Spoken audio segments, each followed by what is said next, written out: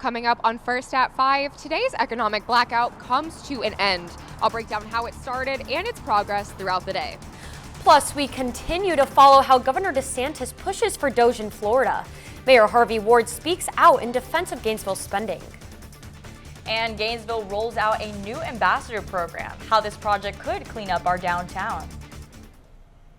First at 5, from the University of Florida's College of Journalism and Communications, you're watching WUFT News. A live look at the White House as President Trump met with Ukrainian President Volodymyr Zelensky over security negotiations for Ukraine with hopes to end the war. What was supposed to be a usual Oval Office photo op turned into a heated discussion. Welcome to First at 5. I'm Roches. And I'm Nicole Borman. During the photo op, President Trump and Vice President Vance began making comments to President Zelensky, saying he was not grateful enough to the United States. You're gambling with World War III. And what you're doing is very disrespectful to the country, this country. That's back to you, far more than a lot of people said they should have. Have you said thank you once this entire meeting? No, in this entire meeting, have you said thank you? After the meeting, the president said on social media that Zelensky is, quote, not ready for peace. A planned joint press conference with Trump and Zelensky was canceled after the meeting. And the future of the deal they were set to negotiate. The deal that would provide the U.S. some of Ukraine's mineral rights remains unsigned. And following our local top story, an economic blackout happening today. This idea was promoted on social media as a form of protest against big corporations and their DEI cuts. Yes, U.S. residents are encouraged to not spend for 24 hours at these large corporations as an act of resistance. Retailers included in this boycott include Walmart, Amazon, and even McDonald's. WUFT's Tanya Fedak is live at a local McDonald's breaking down this blackout and what it means to the community. If you're looking to grab some chicken nuggets or maybe a Happy Meal from McDonald's, you may have to wait until tomorrow. McDonald's is one of the major retailers, a grassroots group listed as part of a major economic blackout in response to cutbacks on DEI initiatives. At midnight this morning, the grassroots group started the blackout in an attempt to show who has the power. The group, which is called People's Union USA, is encouraging people to not shop at major retailers like McDonald's and Target. For any shopping necessities, they are encouraged to turn to local businesses. According to the group's website, this is their first blackout and is in response to retailers cutting back on DEI initiatives. Many of us around the country said, well, let's flex our dollar power, because that is the only thing they listen to. As of now, the impacts of the economic blackout remain uncertain, but it has earned plenty of media attention, with celebrities like Mark Ruffalo sharing their support. USA Today says a survey of more than 1,300 people showed that 16% of U.S. consumers said they avoided to plan making purchases today. And this is just the beginning for the grassroots group. NPR reported that they have another blackout planned for next month. This time it's going to be a week long and it's going to involve companies like Amazon and Whole Foods. Live from McDonald's in Gainesville, Tanya Fedak, WUFT News. With temperatures dropping tonight, cold shelters will be open. Families can stay at St. Francis House and adults at Grace Marketplace. WUFT's Matthew Clark joins us now. Yeah, temperatures are going to be dropping tomorrow morning. We're waking up in the middle 40s tomorrow, 46 here in Gainesville, 45 in Stark, and 46 up in Lake City. It's going to be a little chilly start to your Saturday morning, especially if you're camping out for that basketball game tonight. We're going to get into those 40s. It's going to be a little chilly. So right now, though, it's a beautiful day. Looking out on our campus cam, 76 degrees, some slight winds from the west right now. It's just a beautiful day out there right now. Temperatures for the rest of our area, 76 in Ocala, 75 in Stark, and 74 in Lake City. The only downside is that pollen and those allergies, they're out and about. So the temperatures, they're going to drop into the middle 40s tomorrow. And I will talk about a midweek front that's coming up around Wednesday. One woman is in the hospital after a house fire in High Springs. Firefighters from High Springs, Alachua County, and Newberry arrived to the house Thursday within 5 minutes from when the call came in. Officials say heavy smoke and fire came out of the house's back and side. The fire was out within 15 minutes. Officials believe the fire started in the kitchen where the homeowner was cooking. She has minor injuries, but her 2 cats died in the fire. Earlier this week, Governor Ron DeSantis announced he is establishing a DOGE team in Florida. It can help combat unnecessary spending and keep cities accountable. WUFT's Jada Roches is live in the newsroom with how this task force could affect Gainesville. In the governor's announcement, he emphasized that the city is wastefully spending. The department currently under attack is the Office of Equity and Inclusion. City of Gainesville's Mayor Harvey Ward thinks the term wasteful isn't accurate. He says the city participates in the state audits required of every city and that Gainesville has its own internal auditor. Ward is confident the city is not doing anything outside of Florida or federal statute or the city's own rules. I welcome anyone to come take a look at what we do and walk with us and see the services that we deliver, compare them to other cities, and where we don't match up, there are things we can do to improve. Ward also says the city is operating on a bare bones budget and that the organization has already done tidying up and cut back on employees. According to Ward, under current law, the state can't force the city to make budget cuts, but that doesn't mean laws won't change. Currently, the city thinks that the best way to go about this is to just serve the community's needs, and they are doing just that. Live from the newsroom, Jada Roches, WUFT News. Social media industry groups are asking for their day in court after a preliminary injunction was filed against a Florida law aimed at keeping children off social media. The law was one of the highest profile issues of the 2024 legislative session, with lawmakers saying that addictive social media platforms harm children. But the Computer and Communications Industry Association and NetChoice filed the challenge, contending the law violates First Amendment rights. They go on to say parents should make decisions about children's social media use. This statute specifically and purposely targets content that young folks like, and that is not permitted under the Constitution. The law was scheduled to take effect January 1st, but former Attorney General Ashley Moody agreed in November to delay enforcement until Chief U.S. District Judge Mark Walker rules on the injunction request. Judge Walker did not say when he would rule on the case. And the Florida Highway Patrol has announced their annual impaired driving campaign for March. With spring break around the corner, FHP warns Floridians about the dangers of driving under the influence. Their slogan, "Drive sober or game over." Just like last year, FHP will be in Miami all month long to keep an eye on the spring breakers. A new program is up and running aimed to improve your downtown experience. The Downtown Ambassadors Program services include graffiti cleanup, outreach services, and general hospitality. Ambassadors with the city's $3 million project have completed 3,000 tasks so far. City commissioners unanimously voted the 3-year program last August. Gainesville Mayor Harvey Ward says that this addition completed the puzzle of what was missing in the city. My hope is that in a year or two, you won't even notice that it exists. A great municipal program, a great municipal service is one you don't recognize. The team is made up of 14 ambassadors who patrol the area, helping out anyone in need. Ambassadors are out downtown every day from 7:30 in the morning all the way to midnight. Say goodbye to a family of 7 otters at the Santa Fe College Teaching Zoo. They move to Memphis Zoo next week. This move is part of the Association of Zoo and Aquarium Species Survival Plan. It protects the Asian small-clawed otter population in zoos nationwide. The otters are part of the zoo's Fluent Pet research that teaches animals like the otters to use communication buttons. The Memphis Zoo will continue this research. The SF Teaching Zoo's Otter Farewell Weekend is March 1st and 2nd, and they head to Tennessee on the 5th. After the break, we'll take a look at FarmShare and other organizations helping people face food insecurity. Plus, horse meat demands continue throughout the state. How one local pet owner was impacted by these crimes. All that and more when First at 5 returns.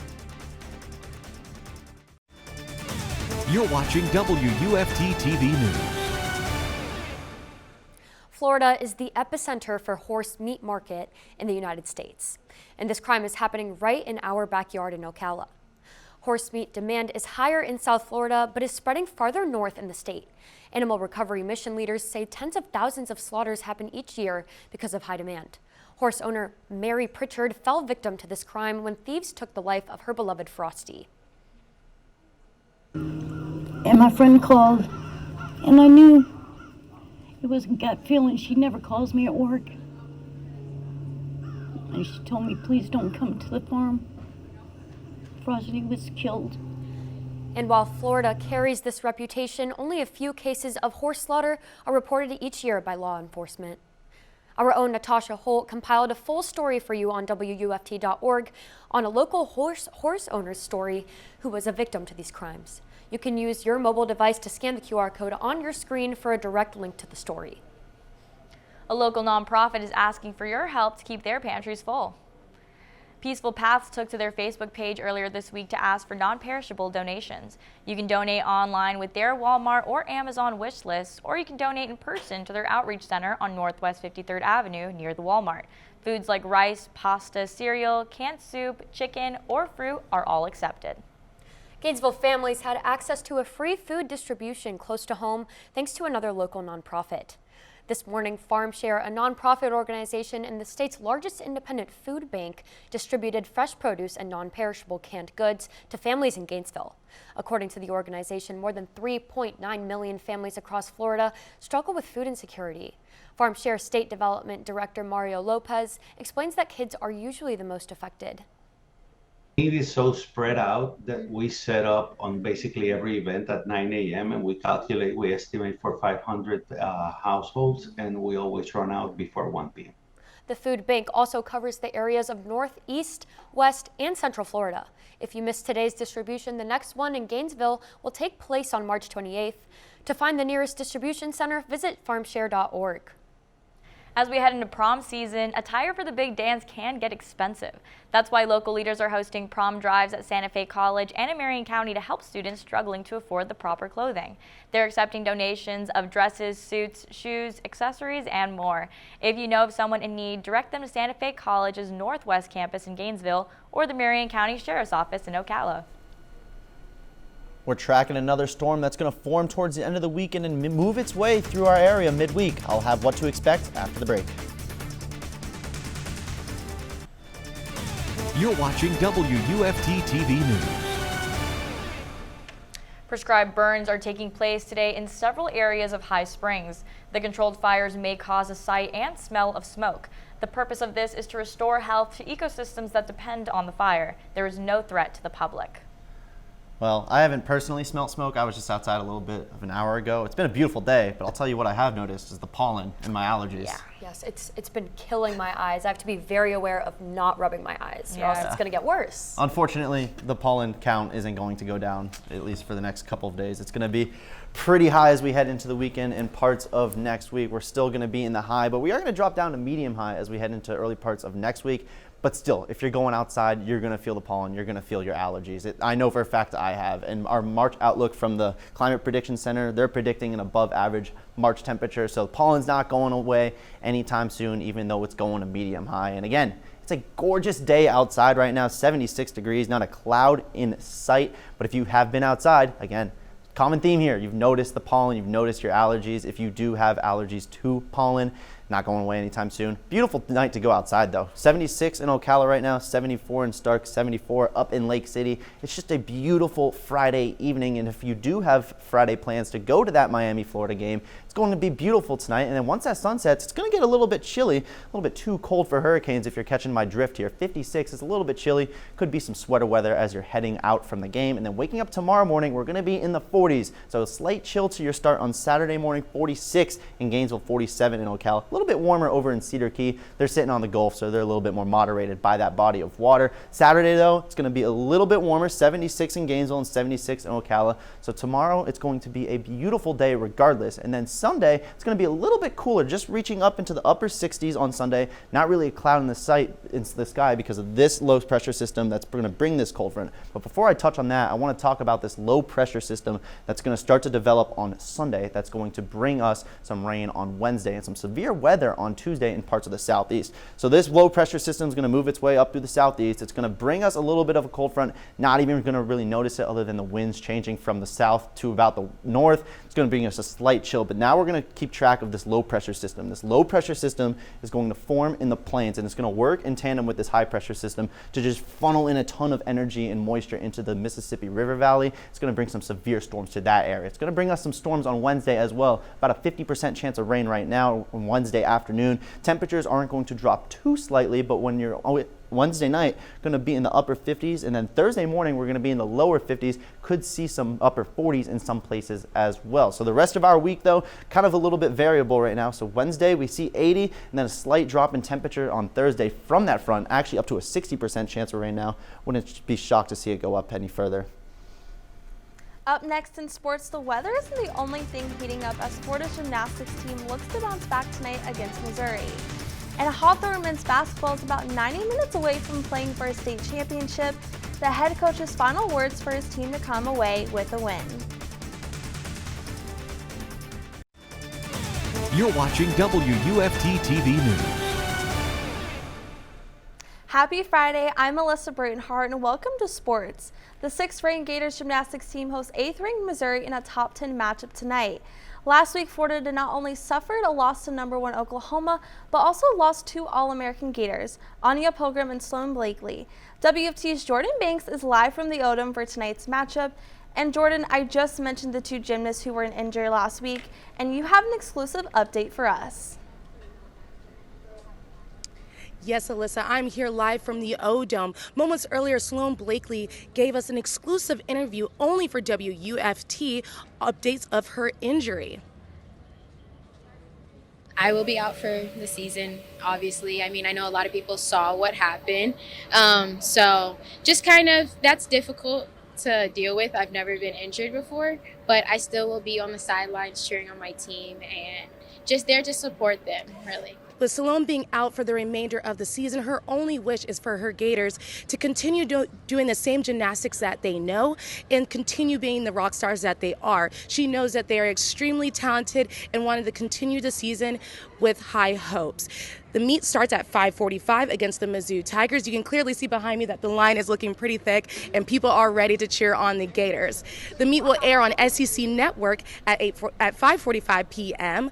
Live from the Stephen O'Connell Center, I'm Jordyn Banks, WUFT Sports. The 3rd-ranked Gators men's basketball team is back in the O-Dome Saturday. They welcomed 12th-ranked Texas A&M after suffering a loss to unranked Georgia earlier this week. The Gators are being chased by Tennessee and Missouri, who currently sit at 10-5 in the SEC, while the Aggies are a further game back at 9-5.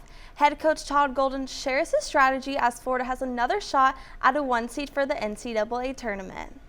We do a good job of rising to physical challenges. I think that's why we're one of the best rebounding teams in the league. And our guys understand. We've addressed it and talked about it a lot that the rebounding will be a big part of this outcome tomorrow night. And if we allow them to beat us on the boards, I think it gives them a very realistic chance to win. I think if we win the boards, we give ourselves a much better chance.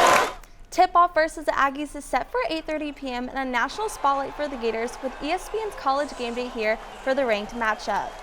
Florida women's basketball fell to the 13th-ranked Oklahoma Thursday in what marks senior night and their final contest at home.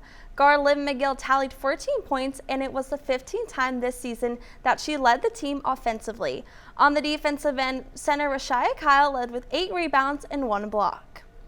The Gators were out-rebounded by the Sooners 52-39. Florida forced 19 turnovers, which led them to 17 points, but that wasn't enough to overcome a 24-point deficit. The women's team will finish the regular season against number 1 Texas in Austin on Sunday afternoon. Tip-off is set for 2 p.m. Staying on the hard court tonight, Hawthorne will try to take home their third state championship after a dominant win against Graceville earlier in the week and Lakeland at the state finals. They will face number 2 seed Crossroad Academy for the title. Hawthorne head coach Greg Bowley says his guys are up for a tough battle. They do a lot of things. They switch up defenses a lot. Offensively, they can affect the game with the big guy inside rebounding. They have shooters on the perimeter, and they have slashers. So they have a pretty much all-around team. So, we're just preparing for the matchups, and figuring out the way we're going to defend them also. The Hornets will go to battle against the Scorpions at 7 p.m. at the RP Funding Center in Lakeland. Don't forget to catch your Gators in the NFL Combine this weekend. Quarterbacks, running backs, and wide receivers go Saturday. 4 Gators will be a part of that. That's all for sports this Friday. Well, I know that Combine's indoors, but I'm going to be kicking it outside tonight at that baseball game. My boyfriend and I are celebrating our anniversary. I'm going to get a hot dog, maybe some ice cream, that pollen. Now you got me scared to go. Well, I wish I could third wheel. I do. But it would kill my eyes, like I said before. I cannot stop rubbing them. Yeah, allergies are killing me as well. But it's a beautiful weekend nevertheless, and it's a beautiful weekend to get outside. Go to those Gator baseball games. Maybe go to the Springs. Temperatures are going to be very well for those Springs. Sunshine overhead this weekend. As we head into Monday and Tuesday, though, temperatures going to gradually start to rise before a front moves through on Wednesday. About a 60% chance of rain right now, and then gives us a slight cool down. But again, beautiful weekend. Great time to go out there and enjoy some spring weather before those 90s come back. Thanks for joining us. We're back here Monday for another edition of First at 5. For your North Central Florida news is always on at WUFT.org and on all of our social media platforms. Have a good night.